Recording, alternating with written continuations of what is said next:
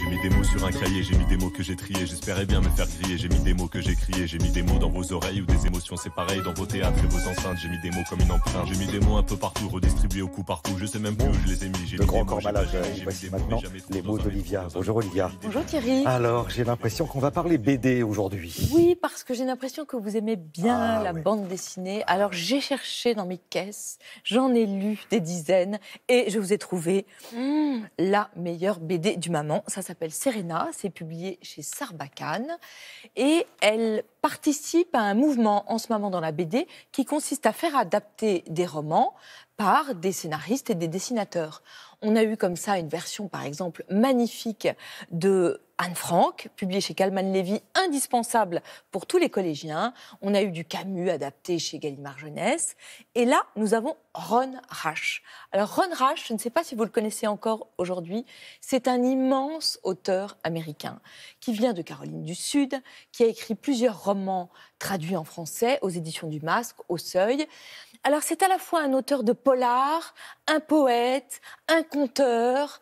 C'est vraiment un auteur époustouflant, un peu de la trempe de McCarthy, ce qui n'est pas rien. Serena, publié en 2011, était publié au Masque, ce qui montre vraiment qu'on est à la frontière entre le suspense, le polar, le thriller. Très, très, très grand roman. Alors, dépaysement assuré, puisqu'on part au Colorado, dans les années 1930, après la Grande Dépression. On est sur le quai d'une gare. C'est très, très cinématographique. Richberg, qui est le dessinateur, il a travaillé pour le cinéma d'animation, débarque un exploitant forestier avec sa femme. Sa femme, on ne la connaît pas encore. Ils arrivent de Boston, ils descendent comme ça de la locomotive. Elle est absolument somptueuse. Lui, il est fier comme un coq d'arriver avec cette femme magnifique. Et les attendent un vieux monsieur dont on voit bien que lui est très pauvre, avec sa fille enceinte.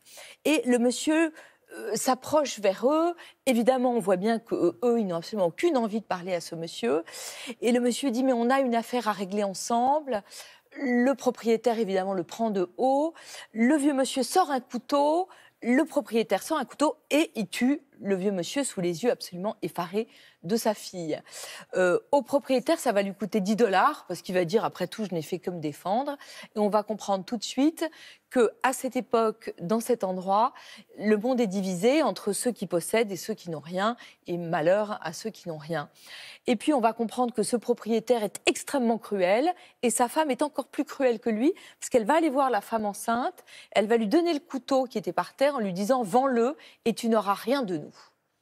Là, nous allons comprendre petit à petit que le propriétaire de cette exploitation, d'avoir trouvé sa femme, il a abusé d'une jeune cuisinière qui est enceinte de lui et qui va avoir un petit garçon de lui.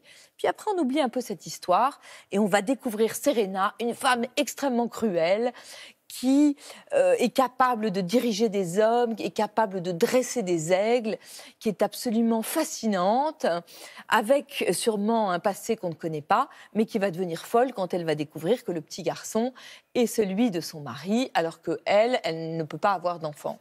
C'est incroyable ce que vous racontez, c'est une BD, on va le rappeler, c'est une bande dessinée, c'est presque un storyboard, et qu'on pourrait adapter et en faire un film. Ah, film, on le voit, le western. film. C'est un western, c'est un polar, c'est un roman noir. Les dessins de Richberg sont vraiment magnifiques. Le scénario de Pandolfo est incroyablement tendu comme un arc. C'est un gros livre, hein, ça fait plus de 200 pages. On le dévore. Je trouve que c'est vraiment du très bon boulot. Et c'est à la fois très cruel et en même temps, on découvre l'humanité, les conditions de travail des bûcherons à cette époque-là. Et alors, ils se bousculent tous pour travailler parce qu'ils sont otages de la grande crise. Donc, c'est aussi un roman historique. C'est passionnant. Et évidemment, il est pour vous. Je vous l'offre. Merci Olivia. Pour vos enfants, on n'arrête pas le progrès.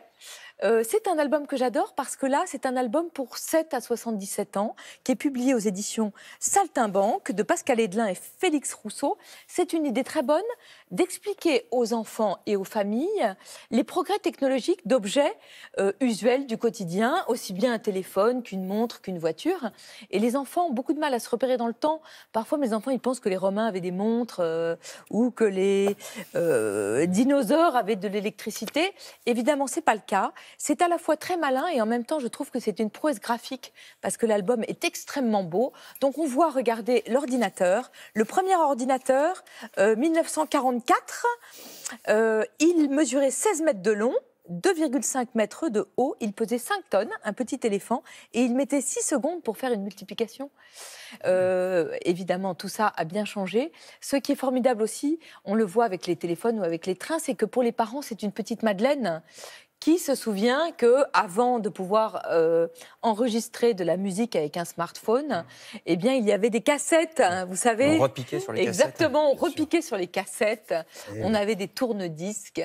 Donc, cet album, des manches-disques. Oh là là là là, énorme petite Madeleine, si je puis dire. C'est chez Saltimbanque et c'est très très joli. Merci, c'était formidable. Merci beaucoup. Il est pour vous aussi. Olivia.